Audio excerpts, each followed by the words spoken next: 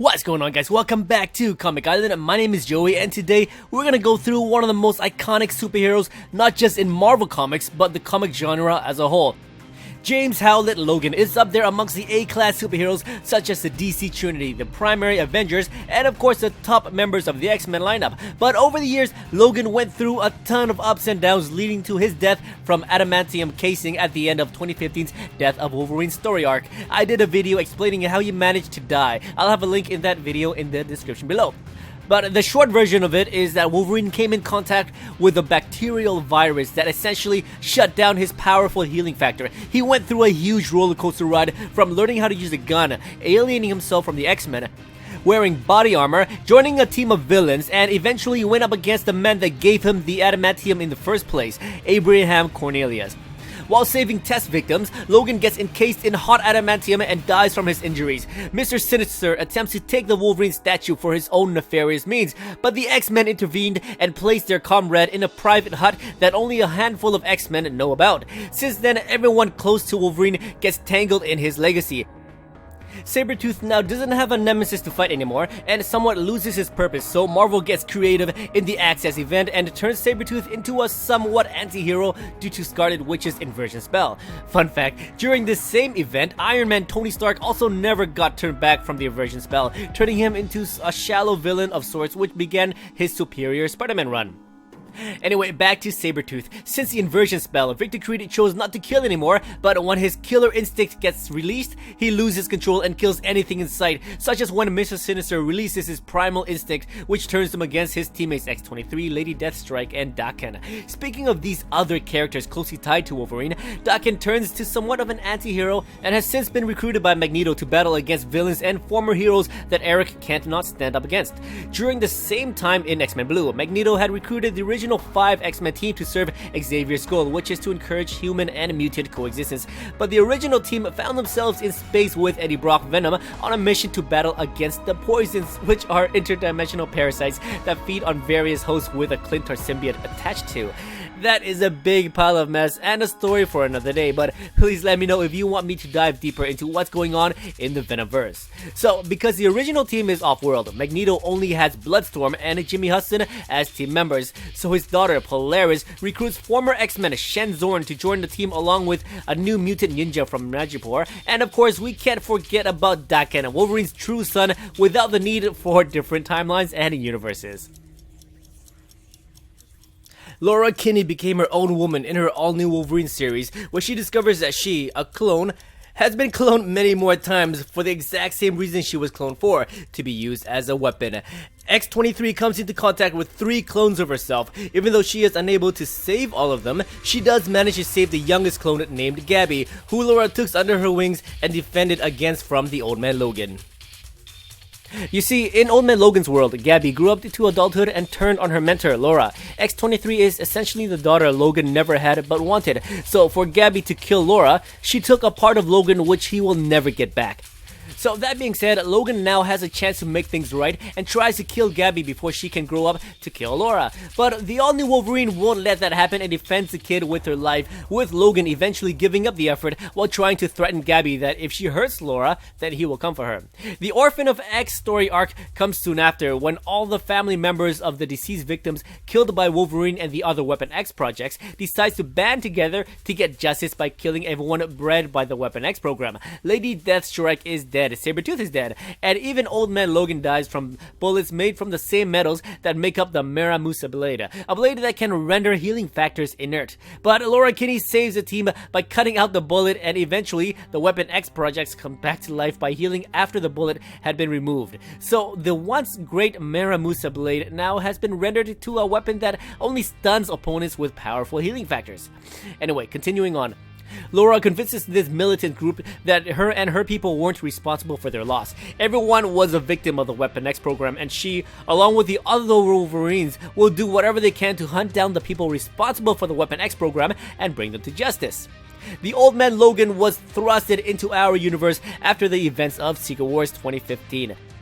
Now, it is still unclear if this current Old Man Logan is the same Logan from the Battle World event which Victor Von Doom stitched together, but we do know that this Logan harbors all memories from the Wasteland future where the Hulk gang victimized everyone in the surviving world.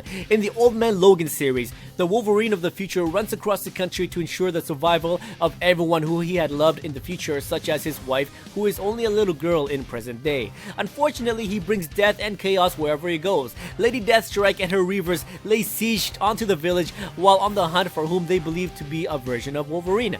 Old Man Logan kills like mad in this series, and he even gets revenge upon the children of the Hulk gang from his own Wasteland universe. During this time, Maestro, an evil Hulk from a possible future timeline, travels to the Wasteland universe and recruits every remaining Hulk gang members left alive.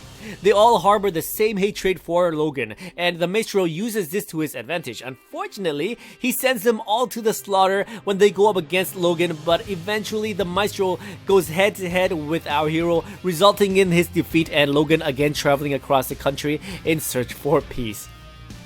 Logan also leads his own team consisting of Warpath, Sabretooth, Domino, and Lady Deathstrike, but that's a conversation for another time. So I think we are somewhat caught up onto the events leading up to the hunt for Wolverine. Now let's dig into the events leading to where we are now. Marvel relaunched their Legacy event, putting more focus on their primary heroes, which means that a lot of the classics are coming back, such as the original Jean Grey and of course our beloved James Howlette. Frost Giants attempts to raid a military compound housing WMDs. They were stopped by the US Army with the secondary Avengers as backup, but one giant got away with the case. The giant gets plowed by a resurrected Wolverine who now has in his possession the space gem depicted in blue. From here, Wolverine travels to Canada, but he gets ambushed by Ultron pawns. He cuts them down to shreds, but is met by Loki, who tries to diplomatically get Logan to agree to give up the space gem. Logan leaves the conversation, essentially daring anyone who would try to take the gem from him and stating that he has more pockets for more gems. But in the Infinity Countdown, we discover that Logan actually separates himself from the space gem and gives it to someone who he trusts, Natasha Romanoff, aka the Black Widow. The problem with this statement is that the Black Widow is supposed to be dead following her assassination attempt on Steve Rogers, aka the Hydra Supreme. The answer to the Black Widow's return can be found in the pages of the Tales of Suspense, issue 100 to 104, where Hawkeye and Winter Soldier, two of Natasha's exes, are following leads believing that the Widow is actually alive and well. It is discovered that Natasha's old comrades in the Black Widow program actually had her cloned in the events that she died. This new clone was supposed to have partial memory of the real Black Widows, so that the clone can once again be a perfect weapon for the Red Room. But through tampering and meddling, the clone got every single memory that the real Black Widow had up until her death at the end of Secret Empire. So she teams up with Hawkeye and Winter Soldier, killed every member of the Red Room program, and even her clones, and is now back on the streets. Everyone believes that she is dead, and the clone Widow uses this to her advantage. In Madripoor, Widow returns to a safe house only Captain America and Logan knows about. Well, Cap is on a world tour apologizing to everyone about the Hydra incident, and Logan is supposed to be dead. In the safe house, Natasha discovers the Space Stone with a note from Logan telling her to take care of the stone. So with the prelude done, let's get into the main plot for Logan's return. Hidden somewhere in Alberta, Canada, only a handful of X-Men know about its location. A few select heroes were invited to show their final respects for Wolverine, such as Reed Richards of the Fantastic Four, who advised Logan shortly after he lost his healing factor, and Cyclops, who shared a mutual rivalry with Wolverine. The last time these two shared a time together, they were literally at each other's throats. Cyclops had just killed their mentor Charles Xavier while possessed by the Phoenix Force and in front of a large superhero community. Wolverine despises Cyclops and was the first to come see him in prison following his imprisonment after the events of AVX. But with all that said and done, Cyclops still shares the same level of respect for Wolverine, which granted his faction of the X-Men and Storm's faction a temporary truce so that he can come and pay his respects. The Reavers were tipped off to Wolverine's final resting place. The adamantium material alone would be enough for a very comfortable retirement. but Wolverine's corpse is worth even more than that in the black market. The X-Men arrives to reclaim their territory, but the Reavers were successful in breaking apart the adamantium, where they witnessed a missing body. The X-Men knew that word of Wolverine's final resting place will leak somehow, so only a few trusted senior X-Men knew that it was Kitty Pryde who pulled Wolverine's corpse out of the adamantium statue, and they buried him somewhere only a select few knew about. Fast forward to 2018, after the events of Inhumans vs. X-Men, and Kitty Pryde was given the role of headmistress of the X-Men school, which relocated to Central Park. From a hunch, Kitty reaches into Wolverine's tomb, expecting to feel his cold dead body, but instead, she finds nothing. Wolverine has touched a lot of people, not just the X-Men, so Kitty Pryde sends out multiple groups to hunt for their missing comrade, or at least his body. Kitty reaches out to Daredevil, who agrees to the mission due to its intriguing mystery. Matt Murdock brings on board an Inhuman by the name of Frank McGee, who was a detective in the NYPD for 26 years before he came in contact with the Terrigen Mist and discovers that he is Inhuman. He can send out light from his eyes, bright, blinding light, either as a weapon or something like a camera flash. He can take snapshots of a crime scene, keeping them perfectly preserved in his memory for later. Extremely useful for someone in his line of work. He can't return to the Force, but instead, he is welcomed into the Inhuman Empire, and he welcomes his new family.